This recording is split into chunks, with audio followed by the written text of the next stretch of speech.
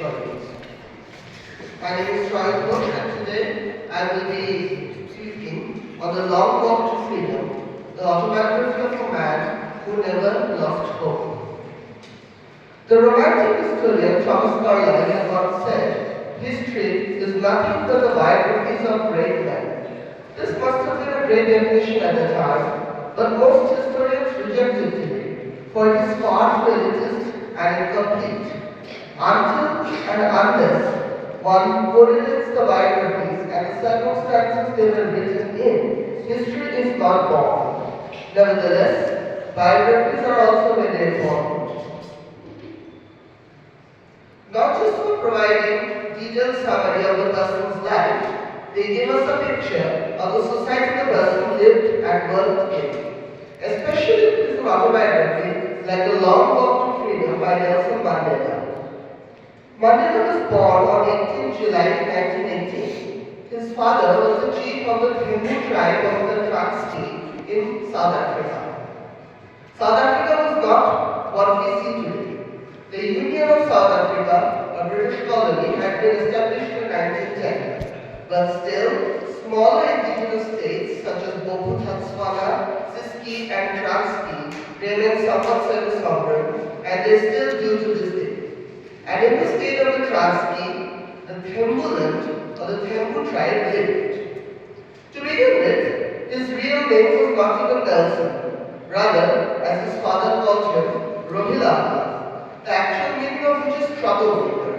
Nelson writes in The Country Childhood, quote, "On the first day of school, my teacher, Miss Gandhi, gave each of us an English name and said that thenceforth that was the name we should answer to in school.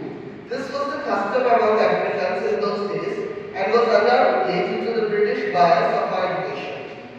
The education I received was a British education in which British ideas, British culture and British institutions were automatically assumed to be the superior.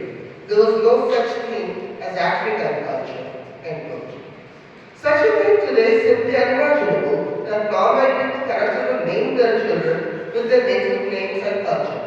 And yet, 100 years ago this happened, and this was the tradition. Only such autobiographies and memoirs can provide us with details and first-hand experiences like this. As we move on, we see how Nelson's father was soon stripped of the chiefdom and how he one day died, leaving his 4 wives and children behind. The entire family had to find hope in Johannesburg. A few years later, in 1946, just after the end of the Second World War, Nelson was triggered to become a freedom fighter by 2 events. One was the mine workers' strike. The 70,000 African mine workers had a huge strike, and the other was the Asiatic Land Tenure Act passed by the apartheid government, where free movement for Indians in Africa were restricted. The apartheid, as we know, was the racist white minority government that ruled over South Africa for many decades. This is when Nelson finds the birth of a freedom fighter. He had deep sympathy for the Indians, one of whom, who was in India at the moment, was his role model, Mohandas Karamchand Gandhi. Mandela's struggle began against the white minority government. The long struggle was not without consequences. Mandela wrote, quote, "Just after dawn on the morning of 5th December 1956, I was woken by a loud knocking on the door. No lit at me, Hoover high treason. But had the people lost faith in him? No, because as we see Mandela writes, quote, "We were kept handcuffed in the cells underneath the courthouse. The police were extremely nervous about the crowd outside. To avoid the crowd, the van took a different route, but even so, we could hear the crowds shouting Amanda and the slow beautiful rhythms of Bose Africa. We made clenched fists to the bars of the window, hoping the crowd would see us, not knowing if they could."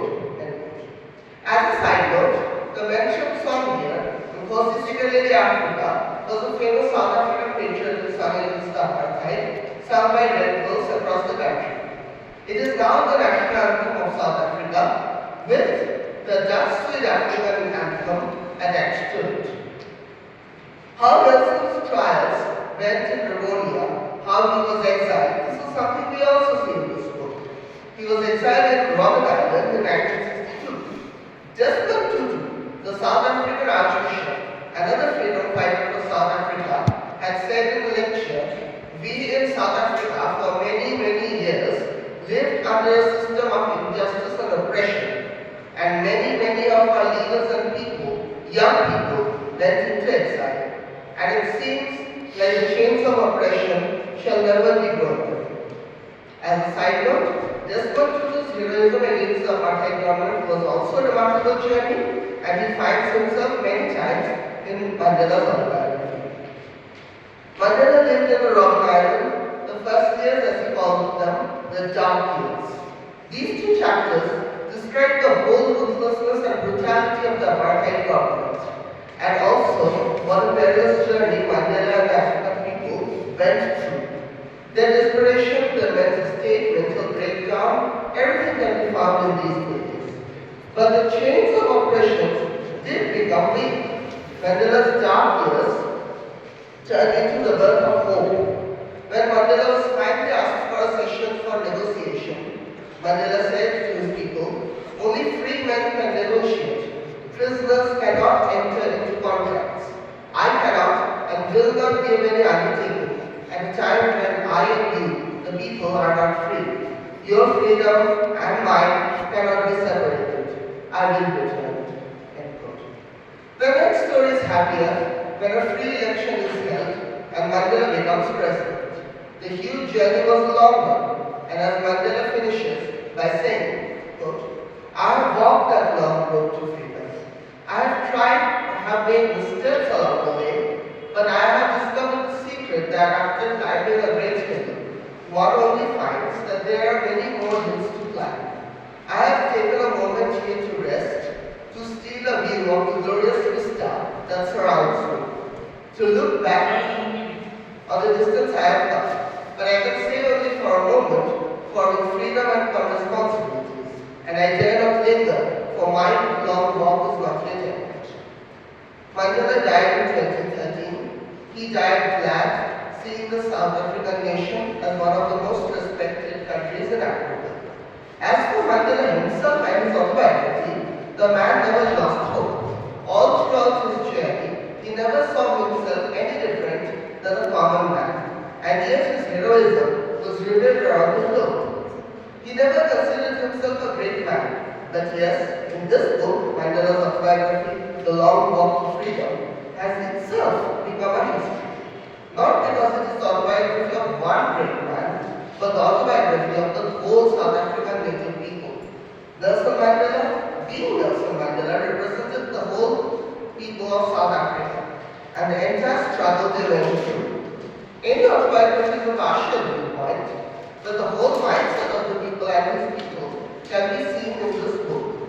From a slave, a certain group of people cannot even give his child a native name, to a one where all men become equal.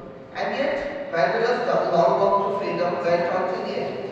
And thus, it really was a history, but it was more than just the biography of one great man.